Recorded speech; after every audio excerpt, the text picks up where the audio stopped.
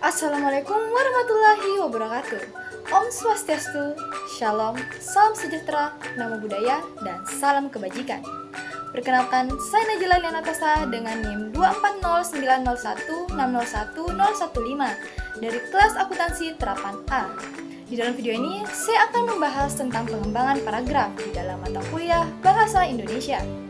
Adapun beberapa poin yang akan saya bahas di dalam video ini. Yang pertama, apa pengertian pengembangan paragraf? Yang kedua, bagaimanakah struktur dari pengembangan paragraf? Yang ketiga, bagaimanakah syarat-syarat dari pengembangan paragraf? Dan yang keempat adalah apa saja jenis-jenis suatu paragraf. Baik, langsung saja. Yang pertama, di sini saya akan membahas mengenai pengertian pengembangan paragraf. Pengembangan paragraf adalah proses memperluas ide pokok dalam sebuah paragraf dengan menambahkan informasi, penjelasan, contoh, dan detail yang mendukung. Tujuannya adalah untuk memberikan kejelasan dan kedalaman pada tulisan, sehingga pembaca dapat memahami konteks dan maksud penulis dengan lebih baik.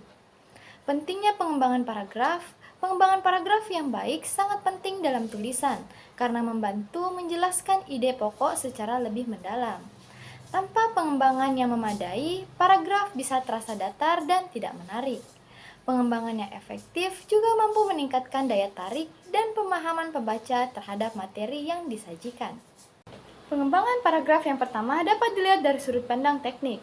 Berdasarkan tekniknya, pengembangan paragraf dapat dikelompokkan menjadi dua, yaitu pengembangan secara ilmiah dan pengembangan secara logis. Pengembangan paragraf secara ilmiah dan secara logis adalah dua pendekatan yang berbeda dalam menyusun paragraf. Yang pertama, pengembangan paragraf secara ilmiah. Pengembangan ini mengacu pada penyusunan ide-ide berdasarkan alur pemikiran yang mengalir secara spontan. Dalam pengembangan alamiah, penulis mengikuti urutan ide yang muncul dalam pikiran mereka, seringkali dipengaruhi oleh pengalaman pribadi, observasi, atau perasaan. Ini membuat paragraf terlihat lebih organik dan terhubung dengan konteks yang lebih luas. Contoh, jika menulis tentang pengalaman liburan, penulisan mungkin mulai dengan menceritakan perjalanan, kemudian berlanjut ke pengalaman menarik yang ditemui, dan diakhiri dengan perasaan tenang liburan tersebut. Yang kedua, pengembangan paragraf secara logis, yaitu pengembangan ini mengandalkan struktur yang lebih terorganisir dan sistematis. Di sini, penulis mengurutkan ide-ide secara rasional, seringkali menggunakan alasan, contoh, atau bukti untuk mendukung setiap pernyataan. Pendekatan ini membantu memastikan bahwa setiap bagian dari paragraf saling mendukung dan berkontribusi pada pemahaman keseluruhan. Nah, contohnya itu saat menulis tentang pentingnya olahraga. Penulisan mungkin mulai dari pernyataan utama diikuti dengan alasan mengapa olahraga penting. Kemudian menyajikan data atau contoh yang mendukung. Dan akhirnya memberikan kesimpulan yang merangkum argumen. Selanjutnya, saya akan membahas poin kedua yaitu struktur pengembangan paragraf. Di dalam pengembangan paragraf, terdapat struktur yang terdiri dari kalimat utama, kalimat penjelas, dan juga kalimat penutup. Yang pertama itu kalimat utama. Kalimat utama adalah kalimat yang menyatakan ide pokok atau tema dari paragraf. Nah, ini memberikan fokus kepada pembaca tentang apa yang akan kita bahas. Kalimat utama juga itu harus yang pertama jelas dan tegas, yaitu menyampaikan inti dari pembahasan dengan ringkas. Yang kedua, membuat pembaca tertarik, yaitu dengan cara memicu minat untuk melanjutkan pembaca. Nah, contohnya, kegiatan olahraga rutin memiliki banyak manfaat bagi kesehatan. Nah, yang kedua itu kalimat penjelas. Kalimat penjelas adalah berfungsi untuk mendukung kalimat utama dengan memberikan rincian lebih lanjut, menjelaskan, atau memberikan contoh konkret. Nah, kalimat ini membantu pembaca memahami konteks dan alasan dibalik ide pokok. Contohnya, olahraga teratur dapat meningkatkan kebugaran fisik, mengurangi risiko penyakit jantung, dan meningkatkan kesehatan mental. Nah, yang ketiga itulah kalimat penutup. Kalimat penutup yang berfungsi untuk merangkum ide yang telah dibahas dalam paragraf. Ini memberikan kesimpulan atau mengaitkan pembaca dengan paragraf selanjutnya. Kalimat penutup penting untuk memberikan kesan akhir yang kuat. Contohnya, dengan demikian menjadikan olahraga sebagai bagian dari rutinitas sehari-hari sangat penting untuk menjaga kesehatan secara keseluruhan. Di poin ketiga ini, saya akan menjelaskan syarat-syarat paragraf. Yang pertama, kesatuan atau unity. Kesatuan paragraf adalah semua kalimat yang membangun paragraf secara bersama-sama menyatakan suatu hal atau suatu tema tertentu. Kesatuan di sini tidak boleh diartikan bahwa paragraf itu memuat satu hal saja. Yang kedua, kepaduan atau koherensi. Kepaduan paragraf adalah kekompakan hubungan di antara suatu kalimat dan kalimat yang membentuk suatu paragraf kepaduan yang baik. Tetapi apabila hubungan timbal balik antara kalimat yang membangun paragraf itu baik, wajar, dan mudah dipahami. Kepaduan sebuah paragraf dibangun dengan memperhatikan beberapa hal, seperti pengulangan kata kunci, penggunaan kata ganti, penggunaan transisi, dan kesejajaran. Yang ketiga, kelengkapan. Kelengkapan adalah suatu paragraf yang berisi kalimat-kalimat penjelas yang cukup untuk menunjang kalimat topik. Nah, paragraf yang hanya ada satu kalimat topik dikatakan paragraf yang kurang lengkap.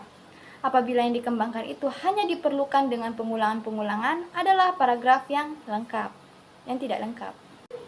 Di poin keempat ini, saya akan menjelaskan jenis-jenis paragraf. Jenis-jenis paragraf terbagi menjadi dua, yaitu jenis paragraf berdasarkan letak kalimat utama dan jenis paragraf berdasarkan isi. Yang pertama, saya akan menjelaskan jenis paragraf berdasarkan letak kalimat utama.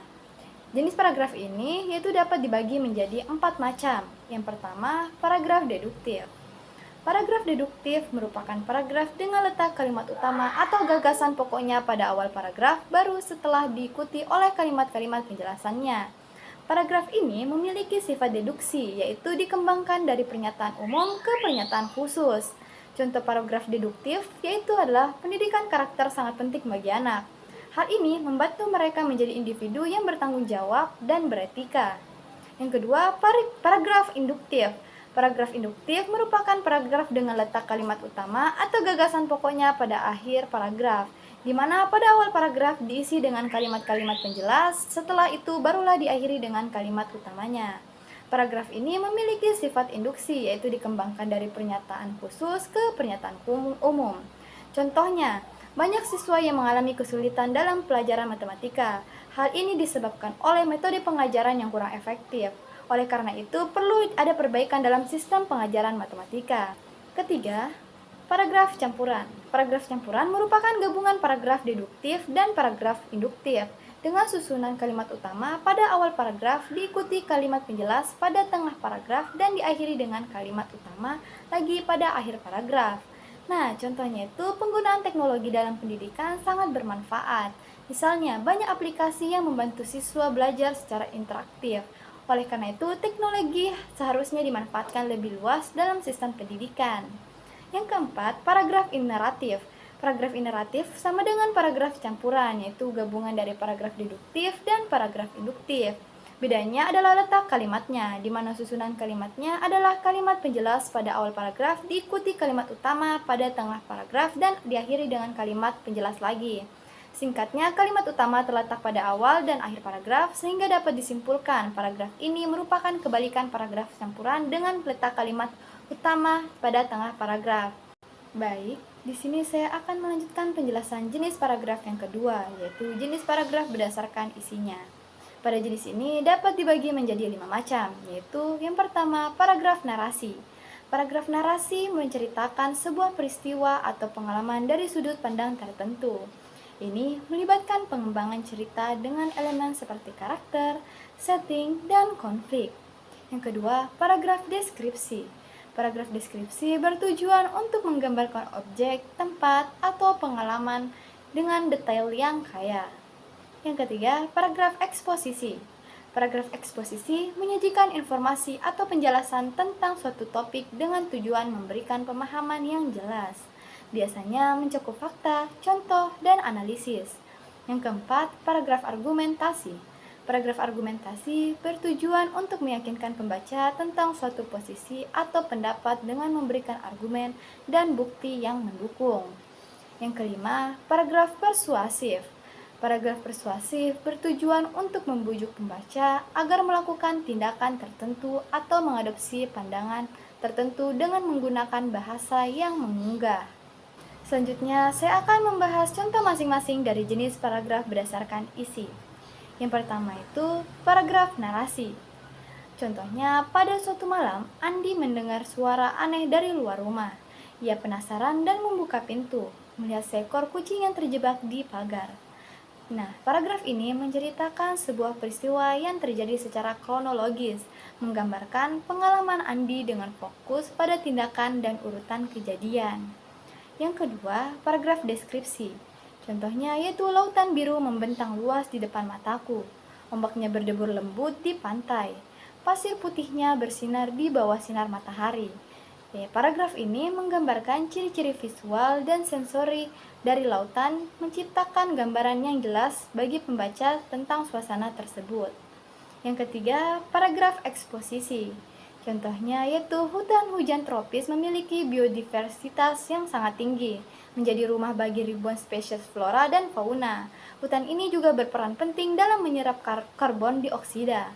Nah, paragraf ini memberikan informasi tentang hutan hujan, menjelaskan fakta dan fungsi tanpa menyertakan opini pribadi.